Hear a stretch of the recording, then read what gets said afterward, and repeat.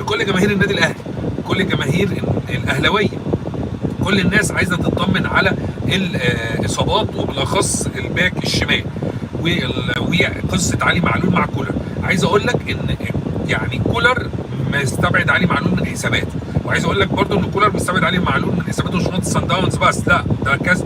ابلغ الاداره برضو ان علي معلول مش هيبقى معاه في كاس العالم للانديه. يعني كولر ابلغ المسؤولين ان علي معلول مش هيبقى معاه في كاس العالم للانديه. وطبعا اكرم توفيق خلاص الراجل مخلص في الشمال القطري فمش موجود. وكريم ندفد بنسبه كبيره جدا جدا جدا جدا خارج جدران النادي الاهلي. لايك لايك لايك لايك يا شباب، وسبسكرايب واشترك في القناه بسرعه بسرعه بسرعه، فعل زر الجرس. ده بالنسبه لقصه الثلاثه اللي مش معروف دنيتهم ايه، قلنا لكم عليهم. ادي واحد. اتنين، بالنسبه للغيابات والاصابات هناخدها الاول بكريم فؤاد. الراجل اللي الناس سالتنا عن كريم فؤاد، الراجل خلاص في اواخر المراحل بتاعته او في المرحله بتاعته. الراجل كان عنده صليبي وبيرجع، بيحاول يرجع من الصليبي طبعا، ان شاء الله يرجع بالسلامه للملاعب. لعيب محترم ولعيب كويس جدا جدا جدا يا جماعه. طيب تاني واحد يحيى عطيه الله، قلنا لحضراتكم وبنعيدها مرارا وتكرارا، الموسم بالنسبه له خلص وبقائه في النادي الاهلي ضعيف جدا جدا. هو يعني بقائه بيقول لك في يد الاداره والمدير الفني، وانا بقول لحضراتكم ان بقاء يحيى عطيه الله في النادي الاهلي ضعيف جدا جدا جدا، وبكررها مره واثنين وثلاثه.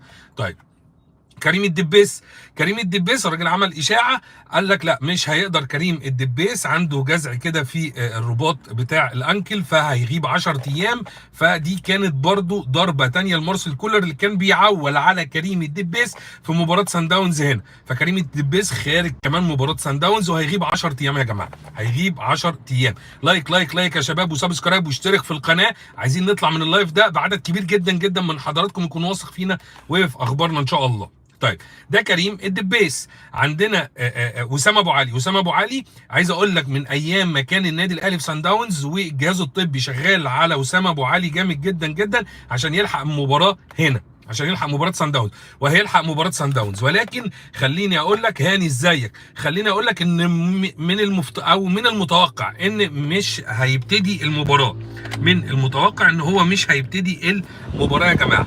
تمام. ده بالنسبه لي وسام ابو علي. وسام ابو علي هيبقى موجود على مقاعد البدلاء بس مش هيبقى موجود في المباراه، وهيبتدي بيه جراداشار زي ما بنقول. طيب تعالى اقول لكم برضو النادي الاهلي التجديدات. قلت لحضراتكم رامي ربيعه خلاص هيعلنوا، مع محمد الشناوي خلاص، وياسر ابراهيم برضو خلاص، وحمزه علاء خلاص. فكده النادي الاهلي قفل بيبان اللي كانت مفتوحه